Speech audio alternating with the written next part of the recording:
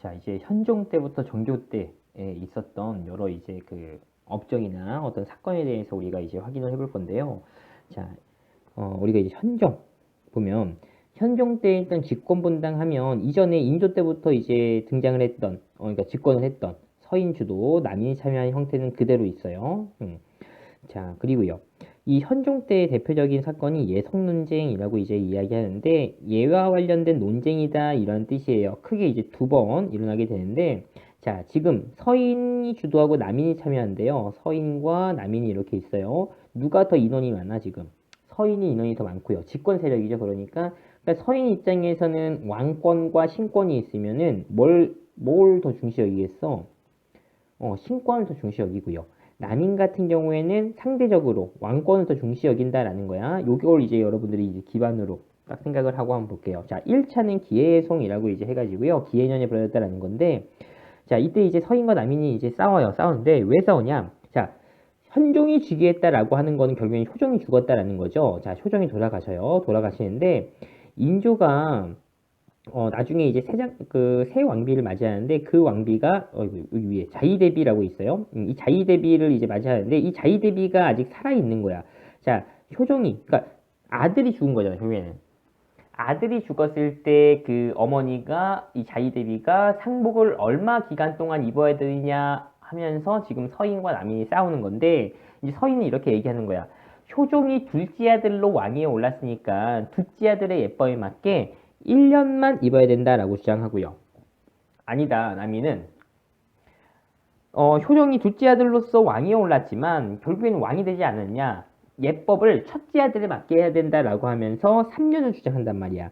이때는 지금 막 현종이 즉위했을 때니까 현종이 이제 서인의 손을 들어줘요. 그래서 서인이 주장했던 1년이 채택이 되는 거예요. 자, 그러다가 이제 두 번째 갑인예송이 이제 벌어지게 되는데요. 이때는요, 이 효종의 부인이 돌아가셔요. 근데 아직도 자이대비는 살아있는 거야.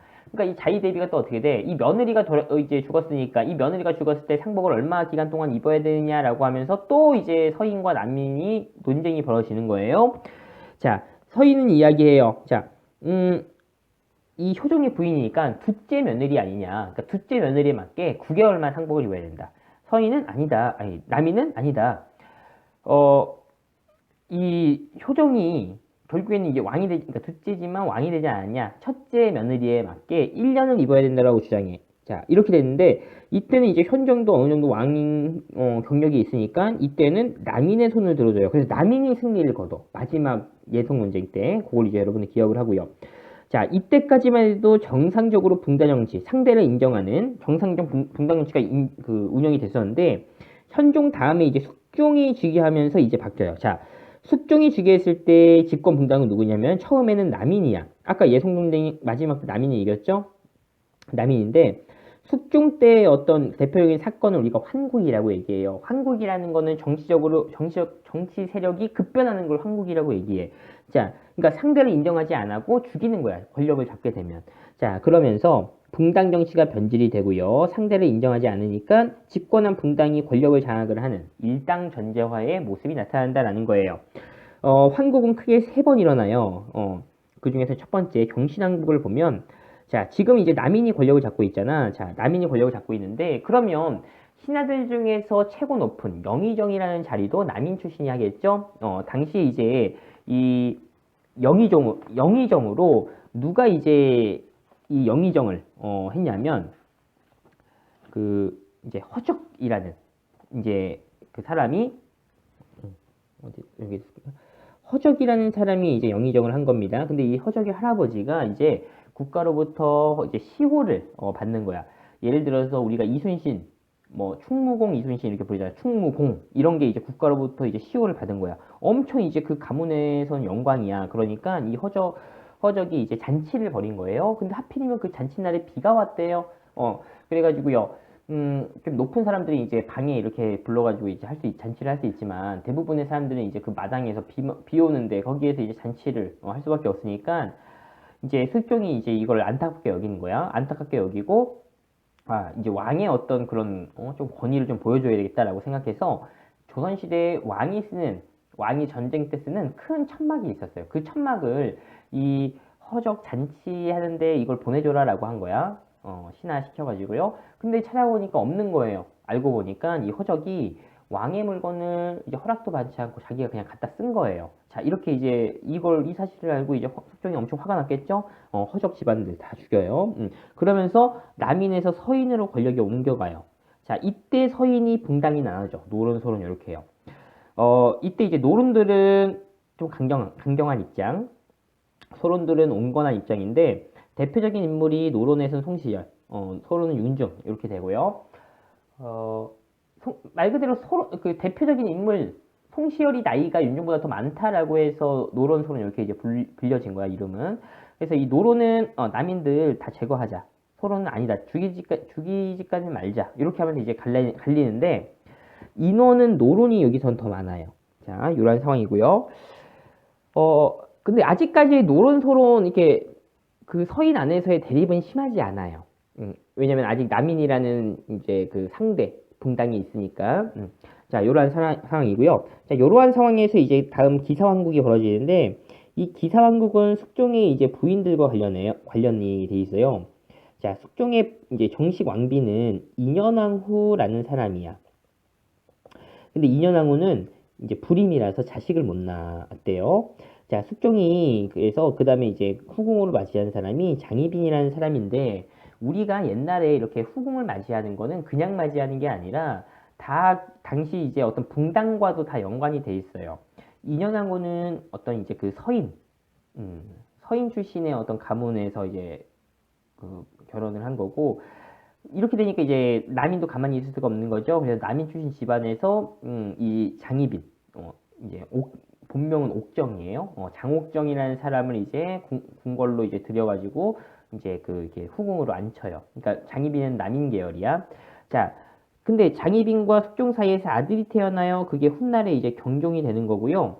자, 이렇게 되니까 당시 이제 그 장희빈 입장에서는 자기 아들이 이제 후궁의 자식이니까 왕이 되지 못해. 그러니까 내 아들이 왕이 되고 싶으면 제일 좋은 방법은 내가 왕비가 되면 되는 거죠. 그래서 장희빈이 이제 인현왕후를 이제 내쫓아요. 모함을 해가지고요. 그래서 인현왕후가 이제 자기 이제 본가로 돌아가고 장희빈이 정식 왕비로 이제 책봉이 되고 그러니까 자연스럽게 아들이 세자로 책봉이 되는 거야. 자, 이게 바로 이제 기사왕국이야. 이렇게 되면서 서인이 이제 제거가 되고 그 다음에 어떻게 돼? 여기 남인이 권력을 장악을 한다라는 거예요. 자, 그 다음에 또 이제 갑술왕국이 터져요. 남인에서 다시 서인으로 권력이 이제 옮겨간 건데요.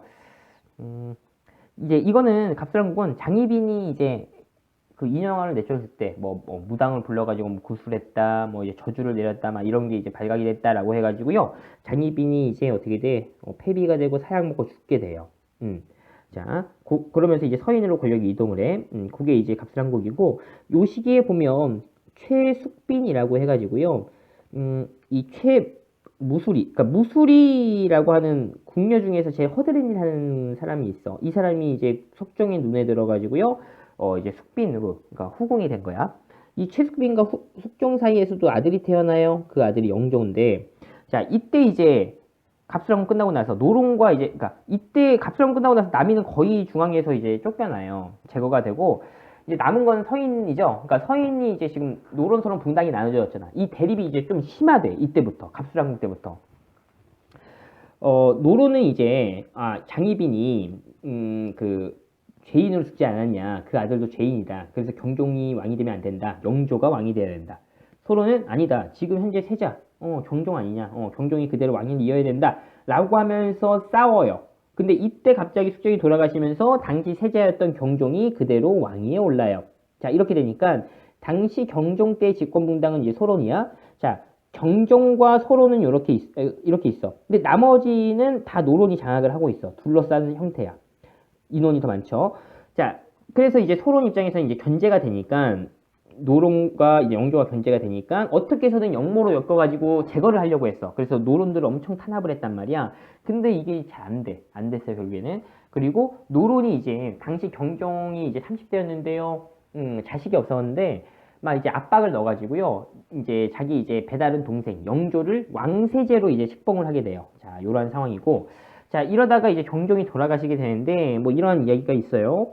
어느 날 이제 저녁 식사로 곶감과, 그러니까 그러니까 게장과 간장게장, 이 나왔고, 그 다음에 디저트로 이제 곶감이 나왔대요. 근데 이 게장과 곶감을 같이 먹으면 이제 식중독에 걸린다라는 거야. 자, 이렇게 해가지고 이제 경종이 식중독에 걸려가지고 쓰러져 버렸어.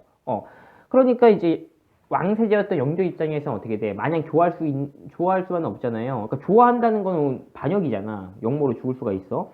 그러니까 어떻게 돼? 이 병문안을 갔단 말이에요. 그러니까 빈손으로 가기가 그러니까 인삼차를 들고 간단 말이야. 근데 식중독 걸렸을 때 인삼차를 먹으면 그게 더 악화가 된대요. 식중독이. 그러면서 경종이 돌아가시고 왕세자였던 영조가 왕위에 올라요. 근데 결국에는 영조를 이제 뒷받침했던 건 노론이니까 노론이 이제 집권을 하게 되는 거예요. 영조도 초반에는 이제 이 노론들의 눈치를 볼 수밖에 없었어요. 자, 그리고 영조 다음에 왕위에 오른 건 정조인데 이때도 노론이 집권하는 건 계속 이어져요. 근데 영조와 정조 사이의 관계는 할아버지와 손자의 관계예요. 영조에게는 아들이 두 명이 있었어요. 효장세자, 그 다음에 사도세자 이렇게 있었는데 효장세자는 일찍 돌아가시고요. 사도세자는 이제 그 해경궁 홍씨와 이제 결혼을 해요. 요 사이에서 난 그 자식이 이산이라고 해서 이 사람이 이제 정조가 되는 건데 사도세자가 어렸을 때는 되게 똑똑했대요. 근데 이제 나중에 나이 들면서 이제 성인으로 이제 성장을 하게 되면서 약간 이제 그러니까 왕이 되는 이런 이제 공부에 이제 소홀해지고 또 이제 정신병도 왔대요. 그 다음에 또 이제 영조와 좀 이제 의견 충돌이 이제 잦았던 거야. 그래서 당시 이제 노론 세력이 이 사도세자의 어떤 죄를 막 영조에게 물으면서 이 죄를 물어야 된다라고 막 했어요. 그래서 결국에는 이 사도세자를 이제 쌀을 담는 이 뒤주라는 곳에 이제 가둬요. 그래서 가둬가지고 이제 사도세자가 이 뒤주 안에서 돌아가셔요. 근데 이 자기 아버지인 세도세자가 죽는 거를 정조가 어렸을 때 다 본 거야. 자, 그러니까 이 노론 입장에서는 이 사도세자의 아들인 이산이 이 사람이 왕이 되는 게 좀 이렇게 두려울 거 아니에요. 아버지 죽음과 관련이 있으니까. 그래서 이제 이산을 어렸을 때부터 그러니까 이제 암살하려는 해가지고 암살 막 자객을 막 엄청 보냈어요. 옛날부터. 자, 그래서 이렇게 반대에도 불구하고 결국엔 영조가 다음 왕위를 이을 세손 해가지고 왕세손으로 이제 이산을 책봉하게 되고요. 근데 사도세자의 아들이라고 해서 반대를 하니까 영조도 이제 그 생각을 한 거예요. 어떻게 했냐면 이 이산을 이 효장세자의 죽은 첫 번째 아들인 효장세자의 양아들로 입적을 시켜요. 호적을 바꿔요. 이렇게 해서 이제 세손으로 책봉하고 결국에는 영조가 돌아가시고 나서 정조가 왕위에 오른 거예요. 그때 이제 정조가 왕위에 오르고 나서 이제 이야기했던 게 나는 사도세자의 아들이다라고 이제 이야기했다라는 거지. 그러니까 이제 자기 아버지 사도세자의 죽음과 관련됐던 그런 사람들 이제 벌을 내리겠다라고 하는 거예요. 결국에는 뭐 집권한 다음에 바로 막 이런 걸 추진하지 못하지만 결국에는 정조가 죽기 전에 그 자기 아버지 사도세자와 관련됐던 그런 이제 그 죽음에 관련됐던 그런 인물들, 관계됐던 인물들을 이제 다 이제 제거를 하게 됩니다. 자, 특히 조선 역사에서, 조선 후기 역사에서 영조와 정조의 업적은 엄청 중요합니다. 무조건 둘 중에 하나는 무조건 나온다고 볼 수가 있는데요. 왜냐면 이제 업적이 좀 이제 뭐 이 탕평책 해가지고 이런 건 이제 비슷하게 쭉 가기도 하고요. 또 다양한 개혁 정책을 많이 추진했기 때문이에요. 이 탕평책이라는 거는 탕탕평평하게 고르게 인재를 등용하겠다라는 뜻이야. 이 탕평책 자체가. 그러니까 이전에 보면은 우리가 황국 때부터 하나의 분당이 권력을 장악을 했잖아. 그러니까 계속 안 좋은 상황만 벌어진다라는 거예요. 그래서 인재를 좀 고르게 등용하겠다라는 거야. 영조는 지금 그러니까 노론이 집권하고 있으니까 노론 말고 소론과 남인 중에서 온건파인 사람들을 등용하겠다라고 했고요. 또 영조가 자신이 이렇게 정치하는 탕평책을 사람들에게 알리기 위해서 탕평비를 만들었는데 결국에는 내가 이렇게 탕평책을 실시한다라고 해가지고요. 이런 걸 이제 알리기 위해서 그러니까 이걸 알려야 되는 사람들은 결국에는 나중에 관리가 되는 사람들일 거 아니에요. 그래서 이제 국가 최고 교육기관 성중관에다가 이 탕평비를 만들었다라는 거예요. 이 성중관에서 공부하는 유생들이 결국엔 나중에 과거 시험 보고 합격해서 관리가 되는 사람들이기 때문에 자, 그 다음에 개혁 정치를 볼게요. 어떤 개혁을 추진했는지. 또 이제 영조가 생각한 거야. 붕당이 이렇게 처음 나눠진 게 된 게 결정적인 계기가 됐던 그 관직이 이조 전랑의 관직을 서로 차지하기 위해서 싸워서잖아요. 그러니까 이 이조 전랑의 권한이 약화시켰다라는 거야. 그 3사 추천권을 약화시켰다라는 거고요. 자, 그 다음에 서원을 정리합니다. 어찌됐든 이 살인, 붕당, 이런 사람들, 결국에는 살인들이잖아. 이 살인들의 지방이 갖고 있던 기반이었던 서원을, 축소시켜요. 축소시키고, 자, 그 다음에, 균역법이라고 해가지고, 우리 지난번에 배웠죠? 세금을 1년에 2필 내던 거를 한 필로 이제 줄여졌다라는 거죠.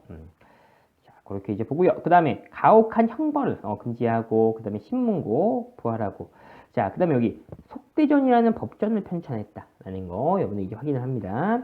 자, 그럼 넘어가서 이제 정조를 한번 볼게요. 붕당과 신분을 가리지 않고 인재를 등용했다라는 거고요. 개혁 정치를 보면 규장각이라고 해가지고요 왕실 도서관을 만드는데 당시 또 이제 정조가 추진했던 게 초계문 신제라고 해가지고요. 관리로 임용된 지 얼마 안 된 사람들, 그러니까 젊은 관리들을 정조가 가르쳐 주는 거야. 뭐 성리학 가르쳐 주고, 뭐 역사 가르쳐 주고, 정치 어떻게 하는지 막 그런 걸 가르쳐 주는 거예요.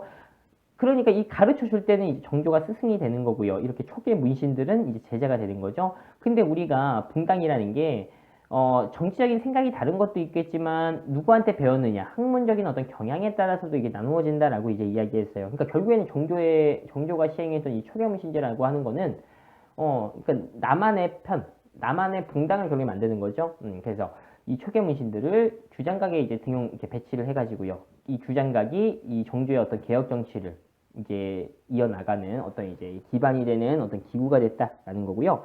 그 다음에 이제 장용영이라고 해가지고요. 왕실 군부대를 만들어요. 정조는 어렸을 때부터 계속 암살 위험을 받았으니까 자기를 이제 지키기 위해서 군부대를 만든 겁니다. 장용영. 자, 그 다음에 수원에다가 화성을 만들고요. 자, 그 다음에 서얼과 노비의 차별을 완화했다. 그 다음에 대전통편이라는 법전을 또 만들었다라는 거예요. 그러니까 이 법전, 조선의 법전이라는 게 이제 경국대전이 이제 기본인 거죠. 그 세조 때 편찬되기 시작해서 성종 때 완성됐던 경국대전이 있는데 결국에는 이러한 법 조항이 시대가 변화하면서 조항도 바뀌는 거죠. 그러면서 영조 때는 속대전, 정조 때는 대전 통편 이렇게 이제 만들었다라는 거예요. 자, 그 다음에 또 이제 경제적으로 중요한 게 신해통공이라고 해가지고요. 신해년에 상공업을 통하게 했다라는 거예요. 다른 말로 이제 금난정권 폐지라고 이제 이야기하는데 우리가 한양에서 정치를 정치가 아니라 그 상업 활동을 할 수 있는 사람들은요, 국가에서 인정받은 사람들만 할 수 있었어요. 그 사람들을 우리가 시전이라고 얘기하고요. 이러한 시전들은 이제 종로에 있는 유기전, 6가지의 상품을 판다라고 해서 유기전이야. 이게 이제 종로에 있어요. 그러니까 이거는 상설시장이야. 계속 맨날 열려. 이 유기전에서 장사할 수 있는 상인들을 국가에서 이제 허락을 받아야 돼. 인정을 받아야 돼. 허가를 받아야 되는 거예요. 그 사람들이 이제 시장인데, 근데 이제 지금도 마찬가지지만 그때도 어떻게 돼? 그냥 길거리에서 자기 물건 이렇게 그냥 파는, 노점하는 사람들이 있었단 말이야. 그러니까 그 사람들은 이제 불법으로 하는 거죠. 그러한 사람들을 우리가 난전이라고 이제 부르는데, 시전에게는 그래서 이 난전들을 금하게 하는 권한이 있었어. 그게 바로 금난전권이에요. 그러니까 난전들이 장사하고 있을 때 그 물건을 그냥 빼앗아가지고 못하게 하는 거야. 물건을 막 빼앗아가고 막 때리고 막 그런 거예요. 그런 이제 시전들에게는 이제 금난전권에는 권력이 있었다. 막강한 권력이 있었다. 그러니까 한양에서 독점적으로 물건을 이제 사고 파니까 엄청나게 이제 부자인 거야. 자, 그래서 이 시전들이 당시 집권 세력이었던 이 노론의 정치자금, 비자금을 막 이제 준 거예요. 자, 그래서 시정과 노론이 어떤 밀접하게 관련이 있었단 말이야. 그게 노론의 어떤 그 경제적인 어떤 돈줄이 이제 시전인 거야. 그러니까 이걸 이제 막아서 노론의 힘을 약화시키겠다라고 생각해가지고 정조가 이 시정이 가지고 있는 금난 정권을 폐지를 시켰다라는 거예요. 이 금난 정권을 시켜야 노론의 어떤 경제력 약화되니까요. 자, 요렇게 해서 우리가 오늘 이제 현종에서부터 정조까지 이렇게 이제 그 주요 업적들에 대해서 우리가 확인했습니다. 현종 때는 예속논쟁, 숙종 때는 환국, 그 다음에 영조 정종 때는 탕평책과 다양한 개혁 정치, 중심으로 해서 여러분들 공부를 하세요.